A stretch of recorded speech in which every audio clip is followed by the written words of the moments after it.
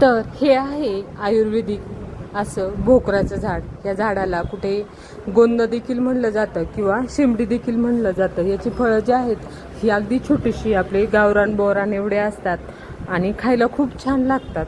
थोडीशी अशी चिकट असतात, त्यामुळे ह्या झाडाला शिमडी देखील म्हटलं जातं. असं झाड जर तुम्हाला कुठे दिसलं ना तर अवश्य याची फळं काढत जायचं. याचे कच्चे आणि पिकलेले दोन्ही फळं फायदेशीर असतात. कच्च्या फळांची भाजी केली जाते किंवा लोणचं देखील घातलं जातं. तशी पिकलेली फळं आहेत ही नुसती खाल्ली तरी खूप छान लागतात.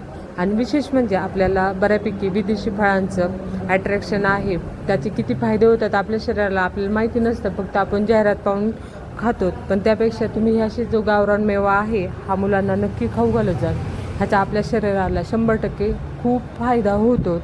आणि विशेष म्हणजे हे अगदी आपल्याला फुकट मिळतात, कसल्याही प्रकारचे पैसे खर्च करावे नाही लागत. त्यामुळे असं झाड जर तुम्हाला कुठं मिळालं ना तर तुम्ही नक्की खात जा.